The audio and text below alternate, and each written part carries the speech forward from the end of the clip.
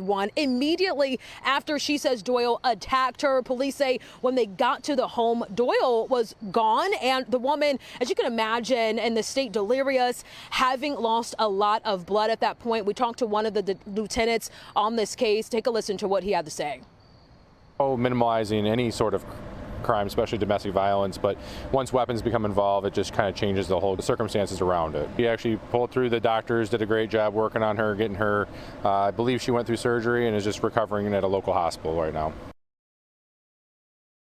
Now, our team at Fox 2, of course, wanting to take a moment to just pause for a second and remind everyone watching that the National Domestic Violence Hotline is there ready to take your call, whether you're seeking help for yourself or looking out for a loved one. You can make that call. It's toll free, completely anonymous. You can call anytime, any day. Take a moment to look at your screen. Write down that number, 1-800-799-7222.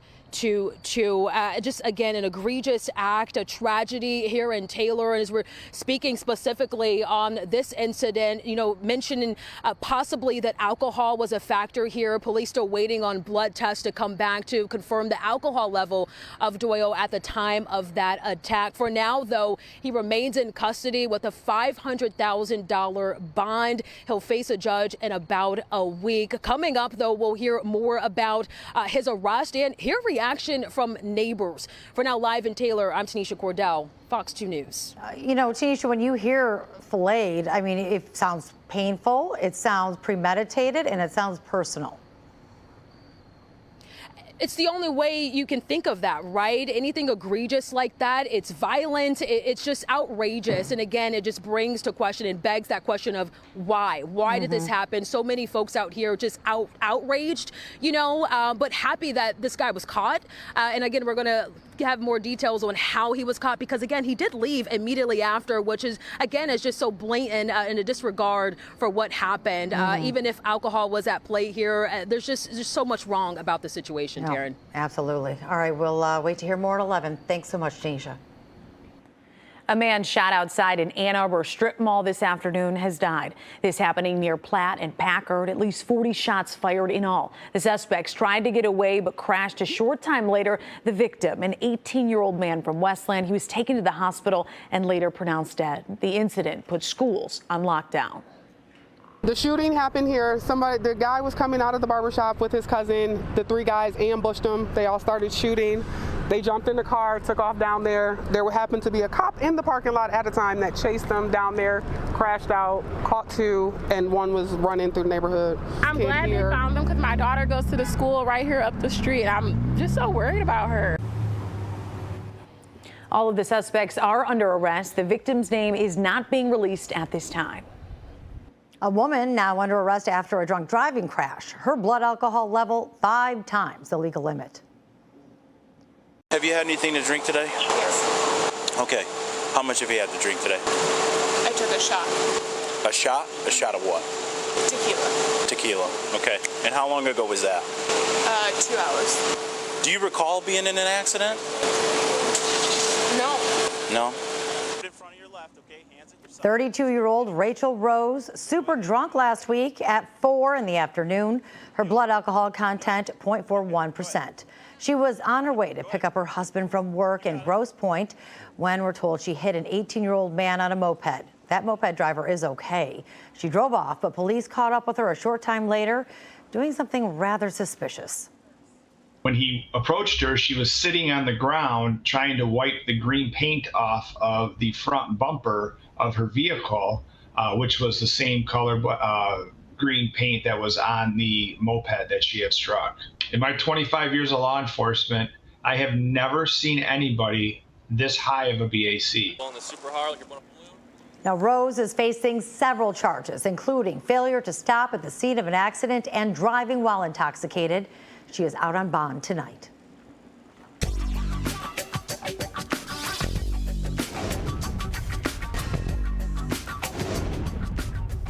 New at 10, video of a dog jumping from a second-story window seemingly to escape its abusive owner. When that video was sent to us, Fox 2 problem solvers got to work to get some answers, and we did.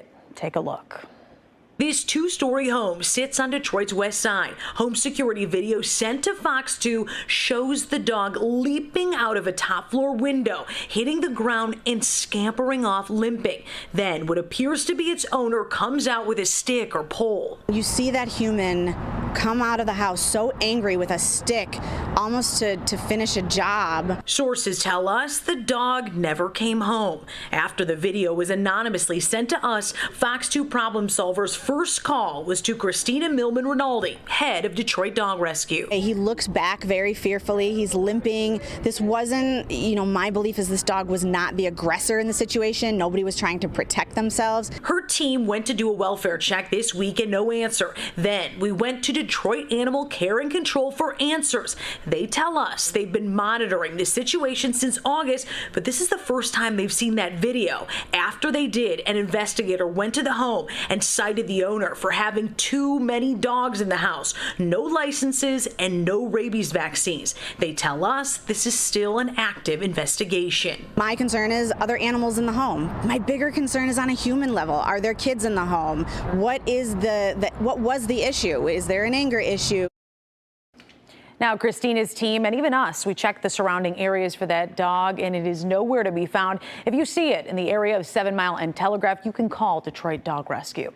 The Fox 2 problem solvers are working for you. If you have an issue that can't get solved, let us know. Contact the Fox 2 problem solvers by scanning that QR code on your screen to send us an email.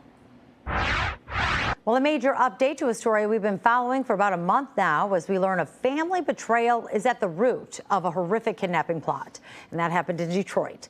Federal prosecutors say Curtis Dixon, who rose to fame after a social media influencer rewarded him with $100,000, was targeted by a group of people, including his own nephew, Roland Terrell Chapman.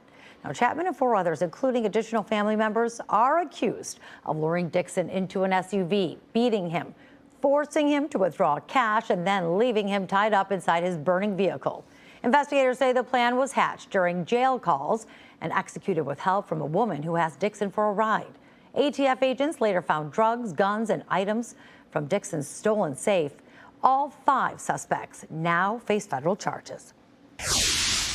Well, fixing that broken water main in Novi is going to take a while. Crews say up to 15 days, and they're working around the clock. The break happened yesterday morning on 14 Mile just west of M5, impacting several communities. The good news, the boil water alert in Wixom is now lifted, but it's still in effect for Walled Lake and parts of Novi until further notice.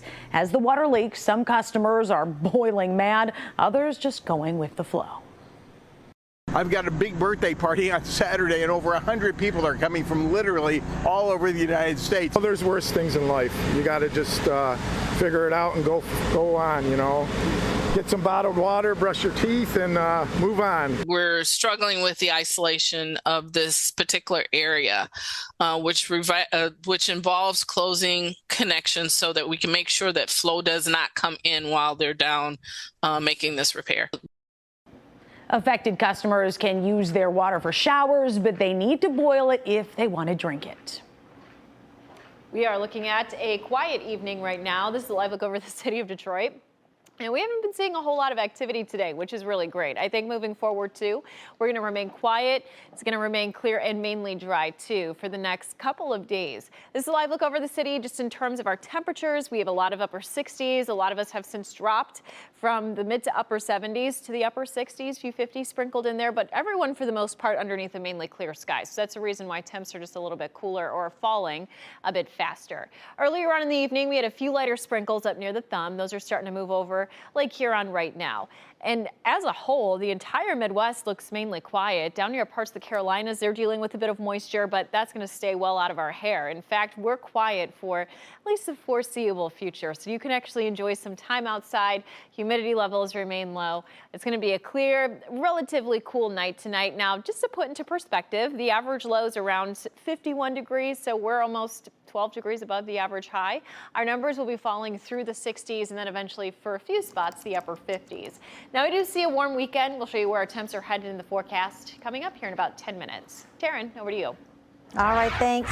Well, marijuana money now being touted as the fix for Michigan's crumbling roads. A new wholesale tax could pump hundreds of millions into repairing streets and bridges every year. But will drivers see smoother commutes? Or will the tax just drive up prices for customers? A little on this debate next.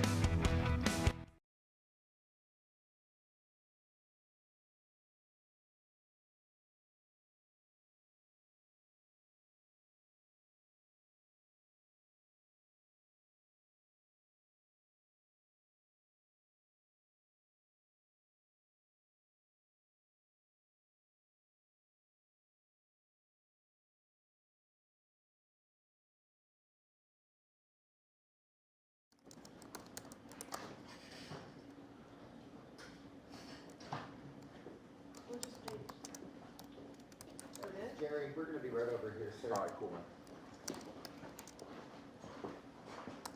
Hi, guys. Hi. Hi. That's me. That's a me. Yeah, no worries. Jerry, could you count to 10 for him? 1, 2, 3, 4, 5, 6, 7, 8, 9, 10. Hey, Terry. Nice.